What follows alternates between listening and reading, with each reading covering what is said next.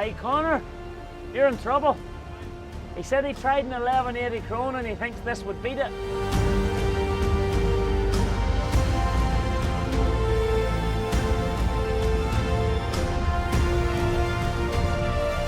You know what I mean when I said we could put Craig up that?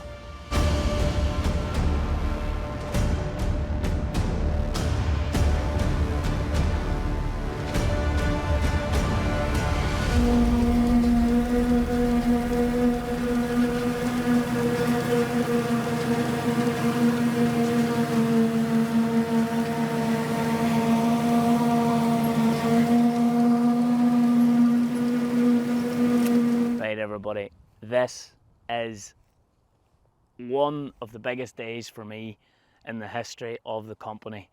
And the reason I'm saying that is because I suppose GRASSMEN is 15 years old this year, and realistically 15 years ago when we were starting, Claas was bringing out their new 900 range forager, or to me it would appear that way. And so at that stage we were nobodies, nobody knew who we were, and all those years later, boom, this is the much anticipated new Claas forager. Conor has joined me today, Conor Trimble from Claas, and we're going to talk around what they have done. Conor, she's some baby.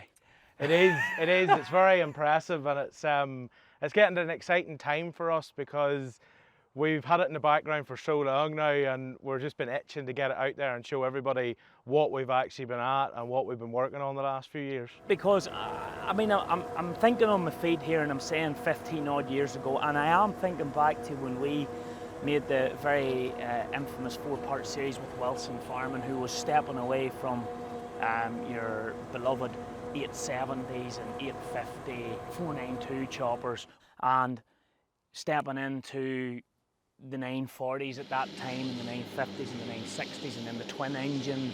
Yous have made lots of tweaks, but essentially it's been the same machine, and yous have just muscled it up over the years to compete with the competitors. But you know, and your current largest operating machines are your 980 and your 990, which we have experienced and seen, and you've up to your V-Flex drum, and you know, you've refined the machine beautifully, engineered it very, very well.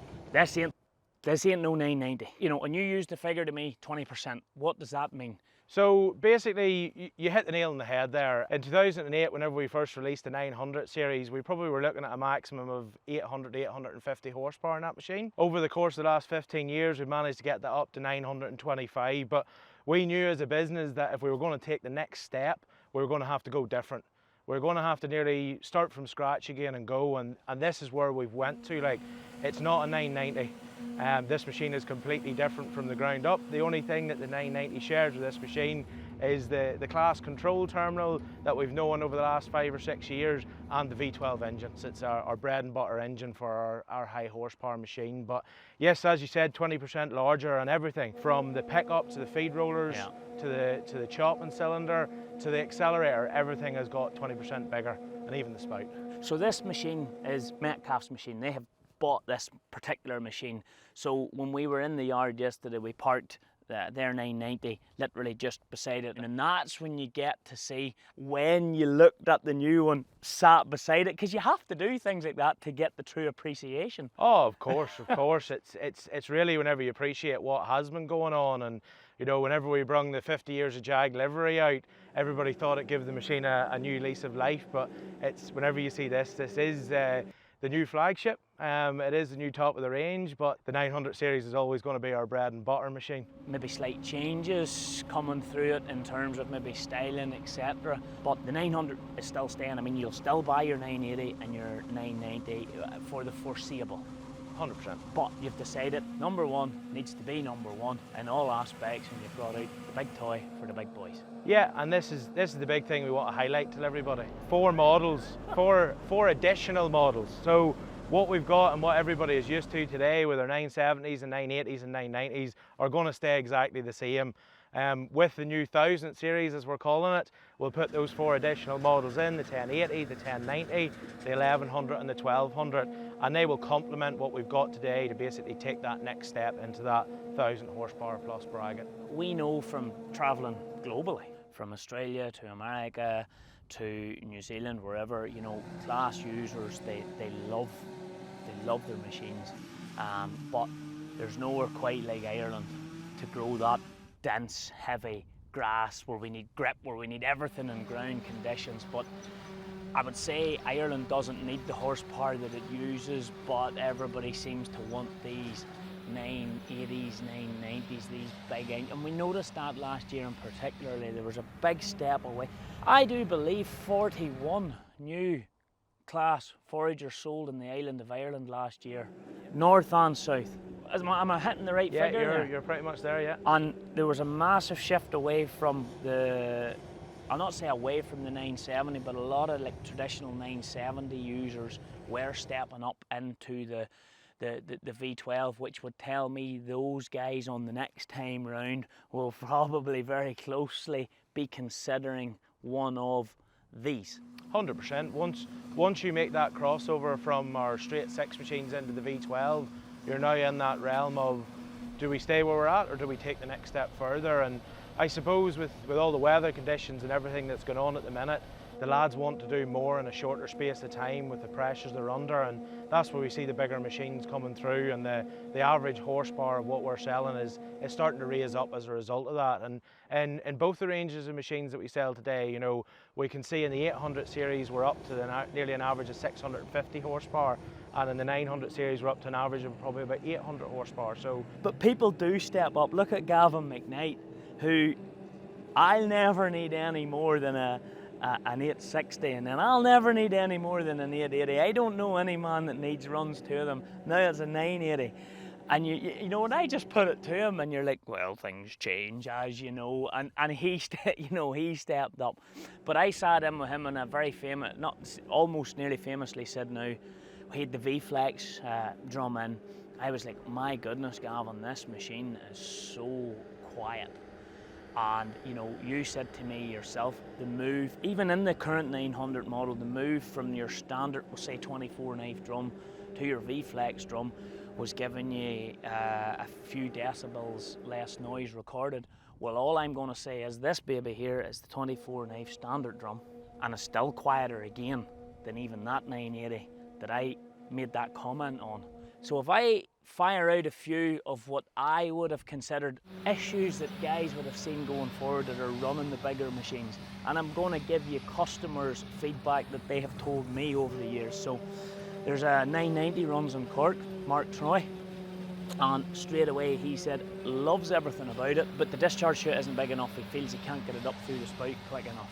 Is it just that simple? Just look at it. It's just that simple. Simple. Look at it. So we've went, and the buzzword I'll always use this machine is 20%. We've went 20% larger in the discharge chute, but we haven't just made it bigger.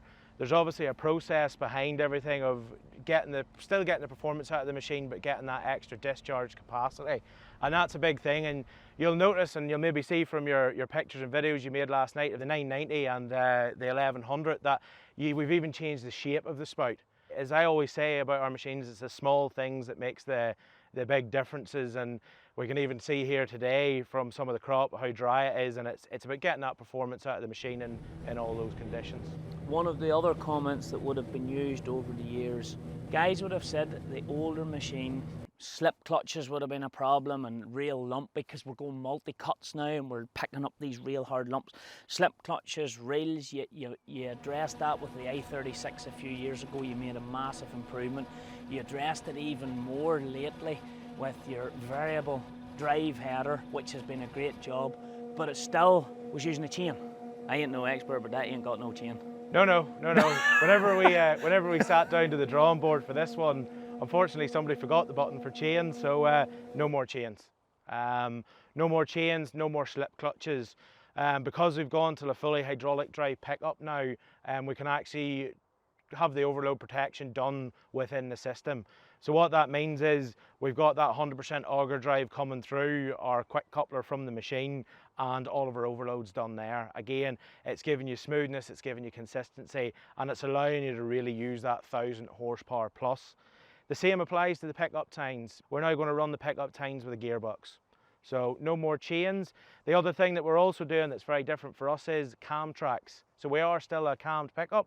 We are still using 5 tine bars, but the cam track for us is now inside the gearbox. Your power's coming down through, so I'm going to call it, I don't know, do you call it dog? Yeah, quick coupler. Coming down from your dog quick coupler, up, across and straight into your auger, just done by gearbox, and then your quick release hydraulic fitting, Yep, which is multi-coupler. Multi-coupler is providing that so you can adjust your speeds, and that does make a big difference. But this is all beefed up as well. I mean, what I'm trying to get at is you take your I-36 header.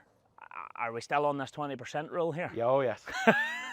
These are 20% bigger. Your auger's still moving though. Yeah, still a moving auger. It's not fixed, so you're getting your solid drive, no chain, still an auger that moves. Stayed with 5 rows of tines? Yep, stayed with 5 rows of That's tines. enough? It is indeed. And the bit that we can't actually see too well is actually what's covering the pickup tines. So for years, whenever we've been running obviously our pickups and our balers on our foragers, we've always run metal bands. But whenever we went to the 1000 series, we've actually taken a step away from that, and we're now on to nylon bands. Now the reason we went to the nylon bands is our conditions. We're doing a lot more, we're putting a lot more through, and as you said, you can have the odd stone, you can have the odd foreign object through, and what we wanted to do was make the pickup as smooth as possible. So with having those flexible nylon bands in there, if they do get a bit of deflection, they'll actually go back to their original shape as well. The other big thing as well is if you do need to change tines, they're nice and easy to get into, and you're not having to fight to get a band in, because if it is clicking, generally it's had a little bit of a tweak across there as well. so we've got the grass up in, we've got it through, we've got it hitting the feed rollers, which are 20% larger. Yep. So you've moved from... So just under 700. And you're up now to 8 something. We are indeed. We are indeed. So we're keeping the same staggers the whole way through the machine. 6 inches.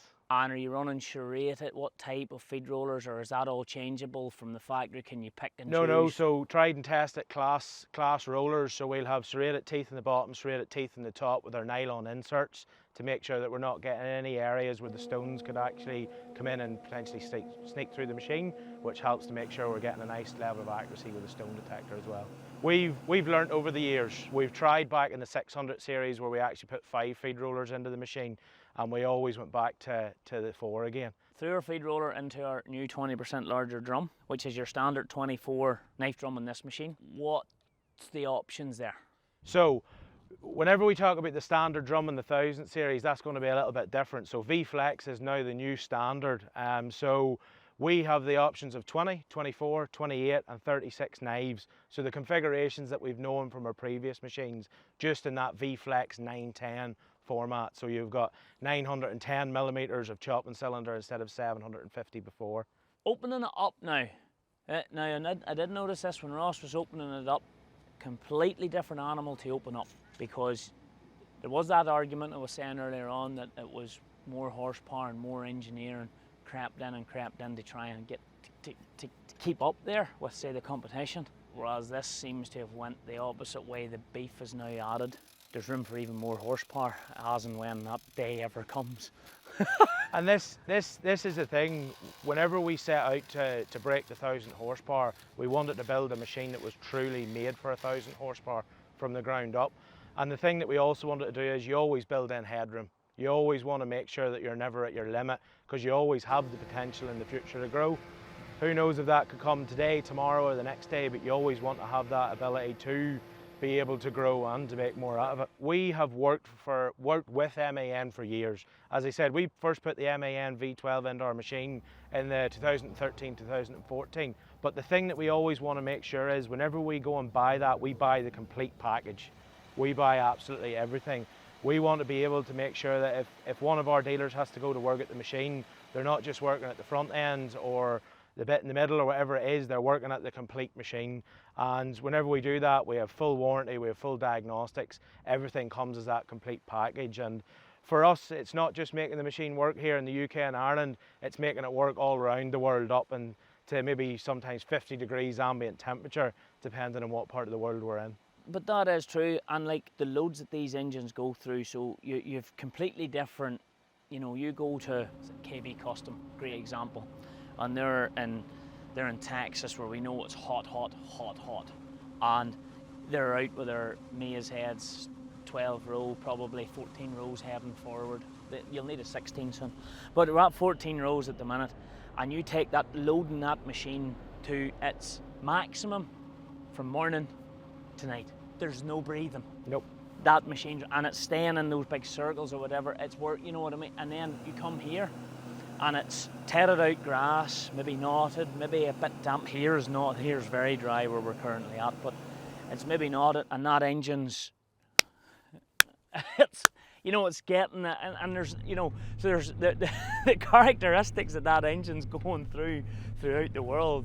You must see it all the time. Oh yeah, is phenomenal. Yeah, and it's testament to the guys in the factory. They really have to build a Swiss Army knife. You know, they have to use their twin variable header drives on the grass pickup to make sure they're getting that smooth and consistent flow. They have to use their full hydraulic pre-compression that's got to make sure they're smoothing everything out, and it's about keeping that consistency in the machine, and that's what they've worked really hard in, to make sure that it's like a conveyor belt effect coming in, so that we can load that engine up and get it into its prime operating window where we're getting our maximum fuel efficiency and maximum output out of the machine, and that's what drives us all. It's output, output, output. Well, the drum was chopped her. Yep. Yesterday we were chopping at 16 mil, so she's come round, she's got it at 16 mil, she's shooting it back to the accelerator. Yep. Anything changed here? Yeah, so believe it or not, the philosophy has completely changed in this machine, and like even from the bottom of that drum, previous machine we would have been somewhere between 6 to 9 mil clearance between the knife and the wear liners. We're now up to 17 mil in there. Once we get it up through there, up into the grass box, we've made changes to the angles in there to help with that as well, albeit small changes, but the thing that always stays is you've got that short crop flow from the Claas system, and once we got up into the accelerator, that's where the big change comes. Ross probably mentioned yesterday that his accelerator goes between 1 and 10 in his 990. This machine here goes between 1 and 60. So if we start at zero if we start at say 0 or 1 and we go to 60, what are we actually doing? We're actually moving the paddle wheel itself. So we've got a fixed back plate, and we actually move the complete paddle wheel back and forward. So whenever we're at 1, in theory we're at 1 mil clearance between the ends of the serrated paddles and the back plate of the wear liner. And whenever we go to 60, we're putting a 60 mil gap in there. It's probably where you see the 990 had, we put the horsepower to it, we got the efficiency out of it, we were maximising everything we could do with this machine. This machine here, we are now at a clean sheet. The restrictions that we potentially could have had before are not there anymore. And we're now at the start of the new learning curve as to what way the machine has to be tickled to actually get everything to work the way it wants. You're in theory right back here with your 1100, 1200 machine, but that is potentially in the future only the mid-range machine. Again, yeah, you've got that development scope in the future as to where the guys in the factory, where they're going to go to next. And the big thing is there always is going to be a next, because we always have to keep moving forward. The guys in the factory always are 1 step ahead or 2 steps ahead or 3 steps.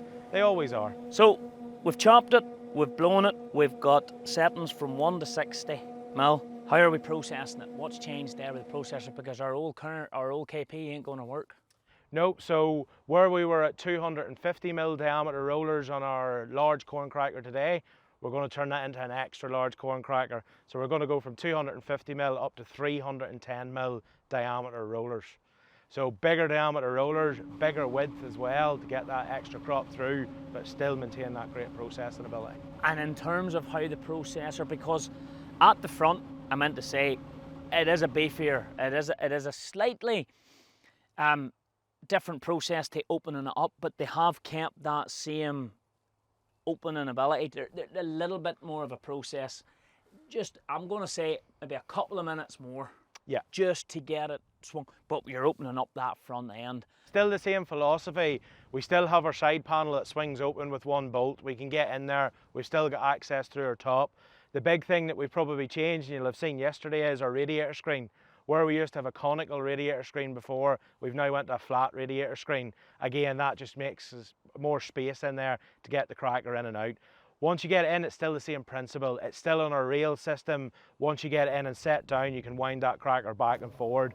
And they've even managed to optimise that now, that you can actually push it back and forward by hand. So it means that for the lads here, if they're going between maybe a bit of whole crop and a bit of grass, they've got the flexibility and they've got the ease that they can switch between Out, both. box in, carry on.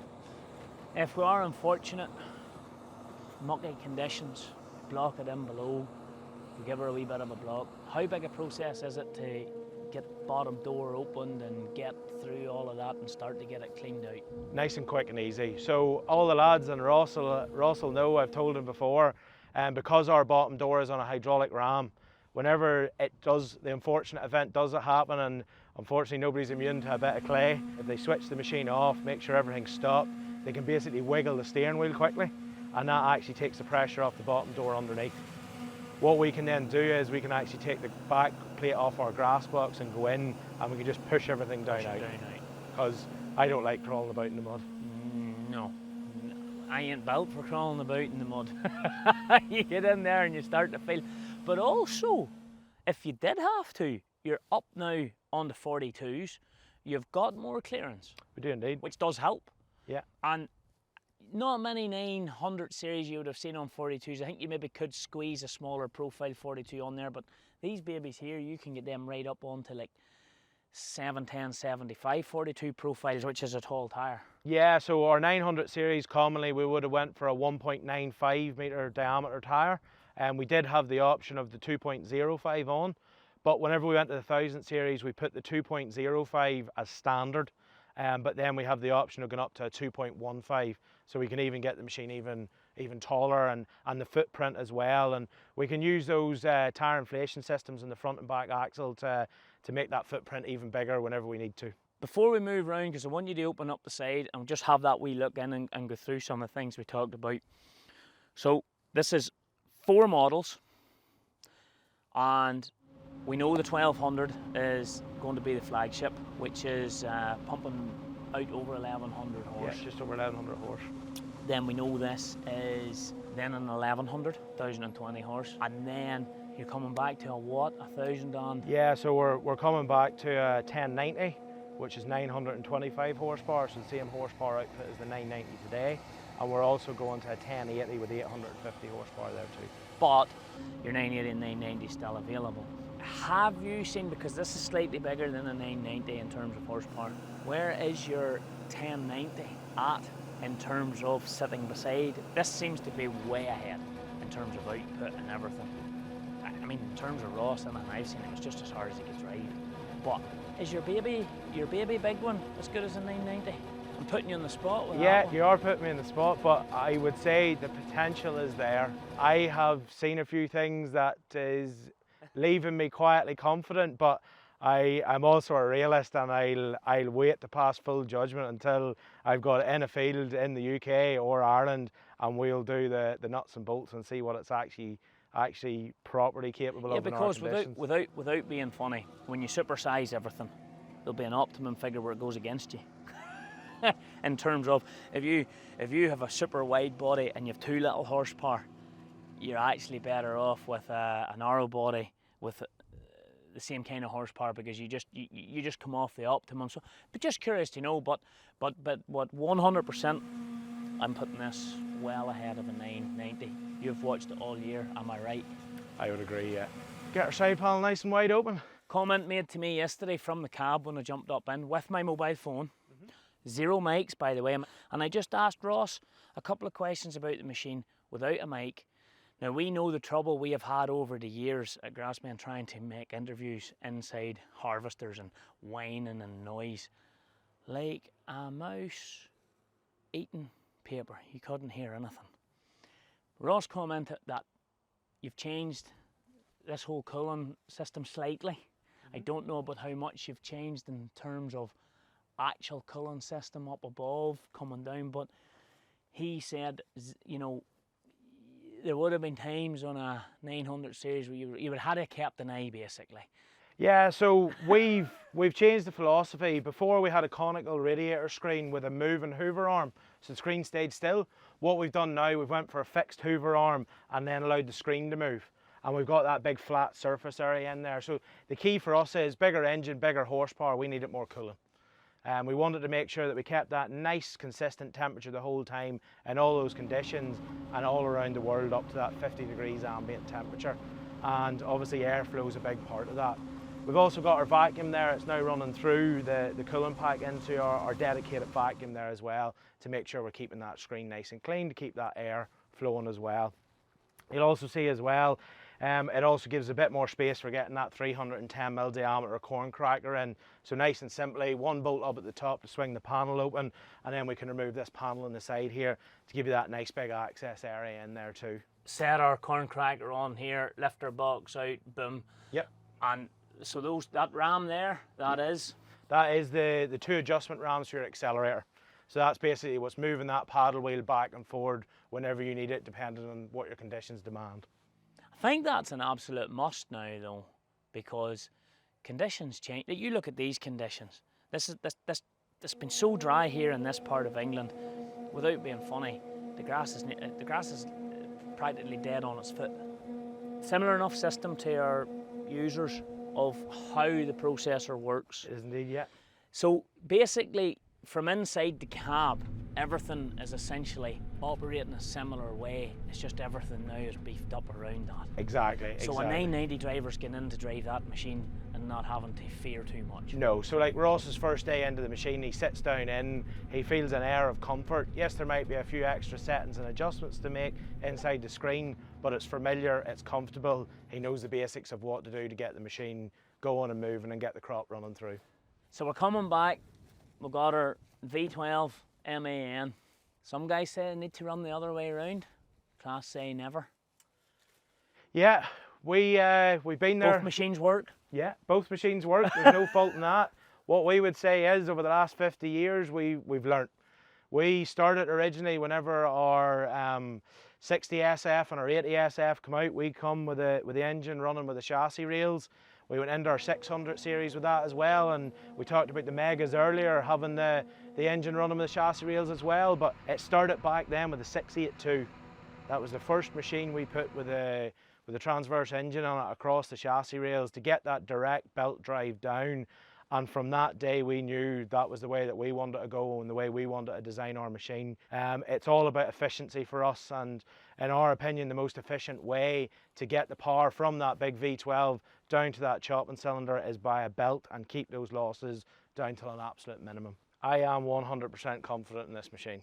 They're my bread and butter, and over the last 10 years in various different forms, from being a service engineer to being a trainer to being a product manager, I've seen the machine from all different angles, and I have full faith in what we're doing. And everybody believes their way's the best way. I believe our way's the best way for what we're doing. The big thing with us is we are AdBlue only. No EGR valves, no DPFs, it's just pure AdBlue. So engine's running to its maximum all the time. You're not forcing extra heat into that engine, you're not recirculating, you're not recycling, and in order to so the engine's breathing clean. Yeah, look, it's every couple of different manufacturers have a different idea. In our way, this is the best for us, and we see the engine running as efficiently as possible, and we can actually optimise the level of AdBlue we're putting on as a result of that once we're running that engine in its prime operating window, and everything's going like a sewing machine at that stage. Well, let's go on out around. Toolbox. Batteries are the other side, aren't they? Yeah, batteries, 2 batteries on the other side. Put your toolbox out, you know, and doesn't matter what you're doing. You need your toolbox when you're working with a machine like that. Whether the machine doesn't give you any trouble or does give you trouble, you're going to pick up wee things, you're going to have issues. Styling around the back. Who decides on the styling?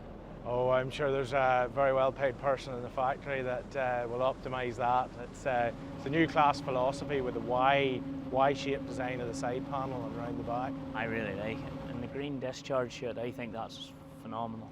That's a tip of the cap to the good old days, and I'm sure you've seen down in Metcalf's yard the old 880. I'm actually... We had it at the Yorkshire Show. Exactly. I'm glad to actually see the green spout back. It brings a bit of our history back, and reminds us all where we've come from and where we're getting to today. I loved the colour scheme you had, that you released, the anniversary colour scheme, the grey and the green. I thought it was very, very striking. But also access up into the cab, you have even thought about that, which is a very good thing, because if you go way back to the old machines and you're climbing up and straight up, you see just the difference of coming down those steps and up those steps, just that little curve up in. Yeah, you want your accessibility up in there. You want to make it easy to get climbed in and out, and even up at the top of the steps, you'll see the extra ladder and the grab handles there to get you up onto the top. If you anything worth looking at behind this panel, you'll see some of the 20% more bigger and larger components. So we can see here now we've got our motor and our system for driving our hydraulic feed rollers in there as well. So we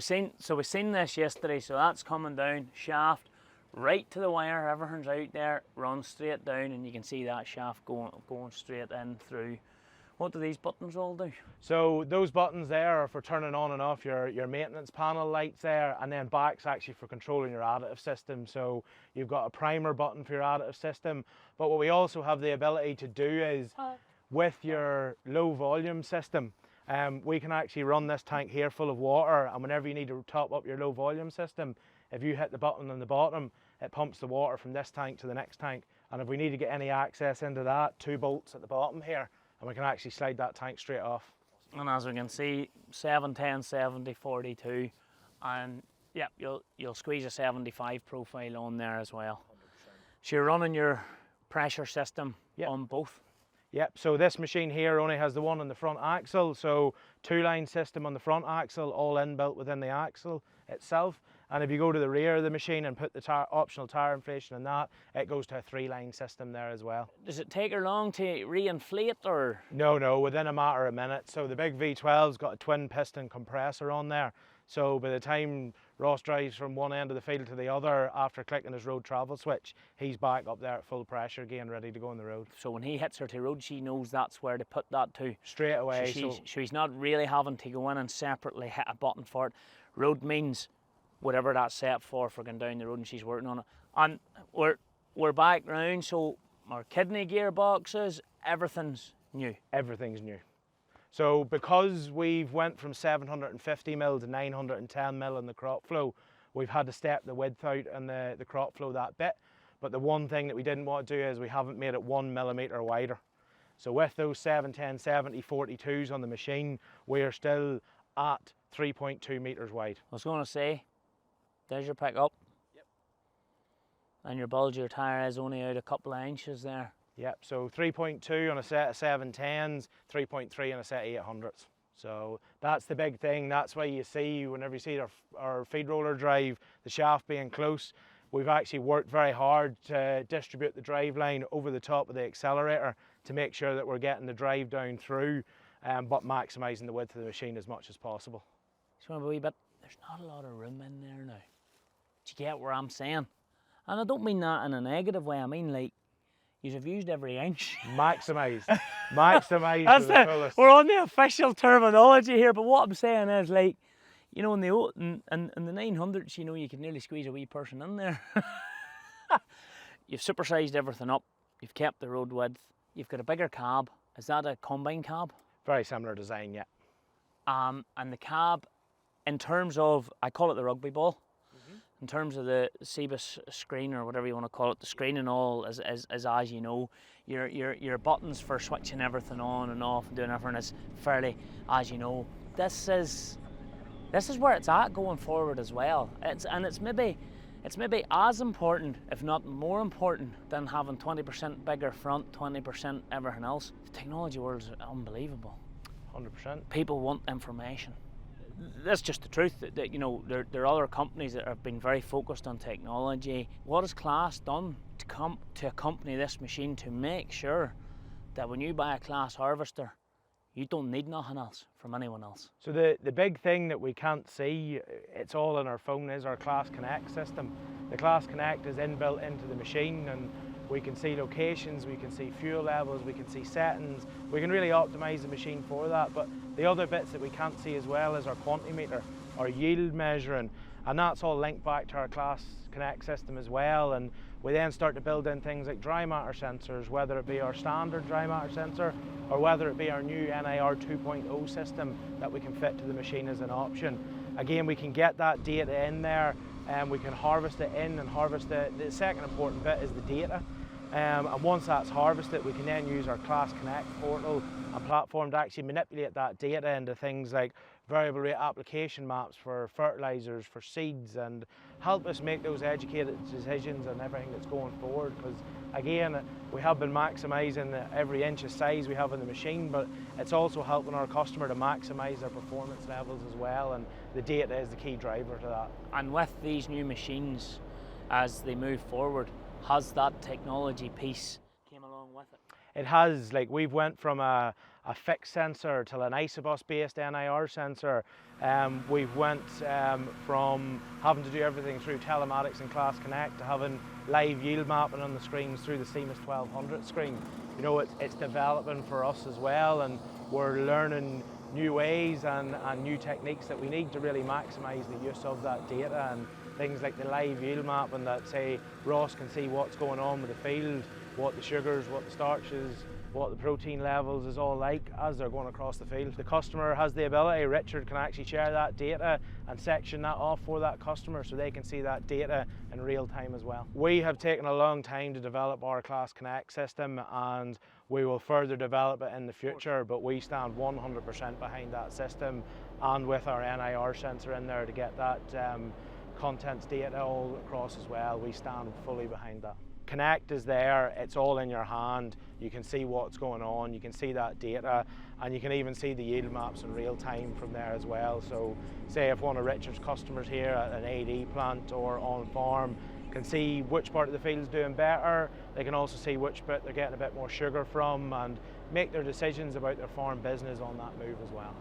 Look everybody, I understand Conor and I have been waffling on a wee bit about this harvester, but it's hard to put it into words just how exciting this is for me. This is why I started this business. This is what I wanted to do. I wanted to bring everybody the information as best as I could, and really and truly, as I said, for the first time in 15 years, this is Claas's new offering, and I mean, we better like it because we're going to be looking at this for a long time.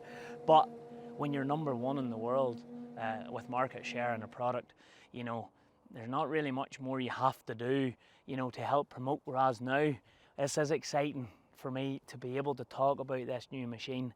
I personally think they've nailed it, and everybody knows I am very brand loyal sometimes elsewhere, but I think they've nailed it. This is genuine.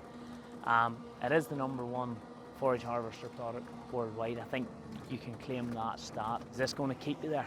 Hopefully. We're quietly confident, but the big thing for us is we want the machine to do the talking.